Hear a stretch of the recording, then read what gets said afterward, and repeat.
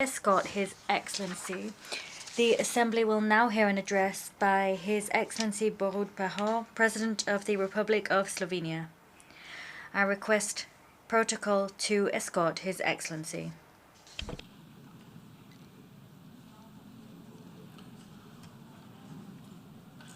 Au nom de l'Assemblée générale, On behalf of the General Assembly, I have the honor to welcome His Excellency Borut Pahor, President of the Republic of Slovenia, and to invite him to address the Assembly. Mr. President, Your Excellencies, ladies and gentlemen, colleagues and friends. I was born after the Second World War. So all my life, the cry of never again has echoed around the world and especially in Europe. With the exception of the war in Balkans, even the major geopolitical changes in Europe since the fall of Berlin Wall have been peaceful. This has made an important contribution to building hope for a lasting peace. This hope has been thoroughly shaken by the Russian aggression against Ukraine. Will this make us stop believing in the possibility of lasting peace? I think no. We must not leave our children a world in a fear of war. For the sake of their secure future, we have a duty to do whatever it takes we can to ensure that the precious hope for a lasting peace returns to our hearts. After all, it was with this hope and our shared responsibility that the United Nations was founded. The United Nations has set very clear rules of engagement to which all members have committed ourselves. These include a commitment to peaceful settlement of disputes, cooperation, and respect for fundamental human dignity. Ladies and gentlemen, I wish to speak about peace, climate change, and multilateralism today. First of all, number one, peace and security. The Russian Federation's decision for a military attack on Ukraine has shaken these rules. So have many other armed conflicts in different parts of the world. The Russian aggression has put international security at risk. Yesterday's announcement of President Putin that there will be a referendum in parts of Ukraine is a continuation of aggression and is in breach of international law.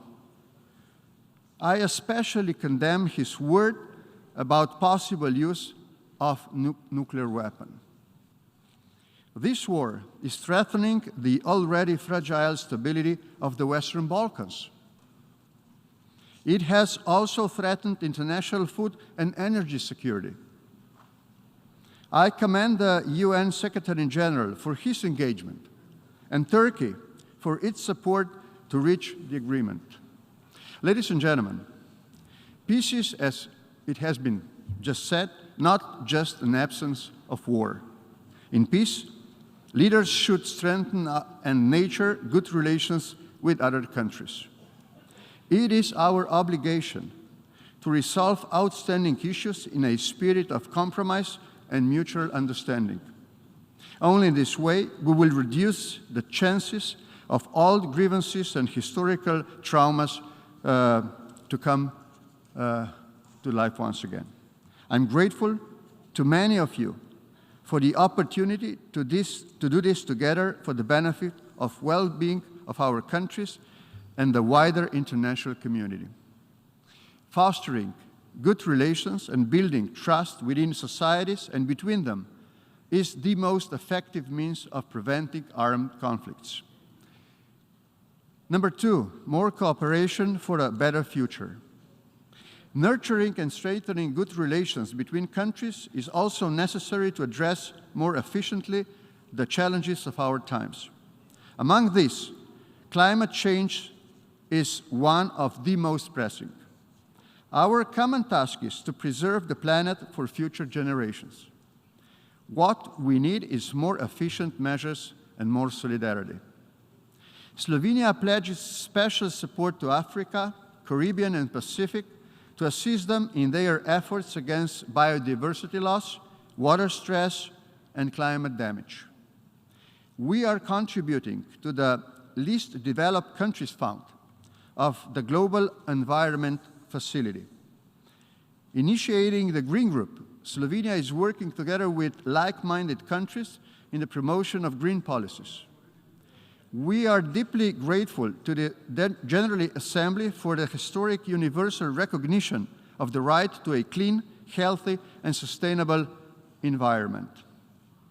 Slovenia was one of the original proponents, along with Costa Rica, Maldives, Morocco, and Switzerland. That was a much-needed boost for multilateralism, but we can and we should do more.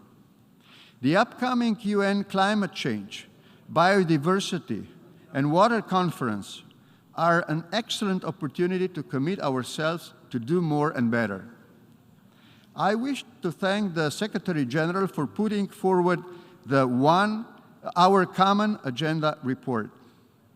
We support the proposed Second World Social Summit in 2025 and expect it to address the challenges of structural inequalities. Ladies and gentlemen, there is no security and development without respect of human dignity. In all our efforts, we should be led by a right-based approach. We should be attentive to all signs of human rights regression and should act accordingly. And finally, number 3, strengthening multilateralism and candidature for the United Nations Security Council. Excellencies, colleagues and friends, the UN Charter is a fundament of our international system. Rule-based order is a sine qua non for maintaining peace and security, a just and balanced international system. Slovenia has proved itself a reliable and trustworthy member of the UN family and an honest broker. We are engaged in a genuine dialogue and constant search for creative and good solutions to our common challenges. We are part of peacemaking and stabilization efforts that includes humanitarian demining, rehabilitation, and saving the lives of civilians all around the globe. We are actively participating in efforts to strengthen the legal framework and respect for international law, including ending impunity. We build trust to secure a better future. Let me say that my country, Slovenia, has no enemies, but only friends all around the globe. Slovenia is well placed to be a non-permanent member of the Security Council 2024 to 2025. Endless striving for peace, justice, mutual understanding, reconciliation, both within and between societies. Respect for ethnic, national, religious diversities, promotion of sustainable development and solidarity. This is the task of Slovenia, and this is our common task. I would like to thank you for your attention. I wish you all the best.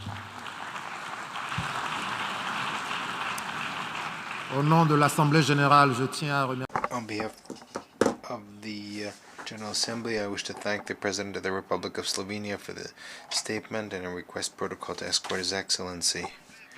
The Assembly will now hear an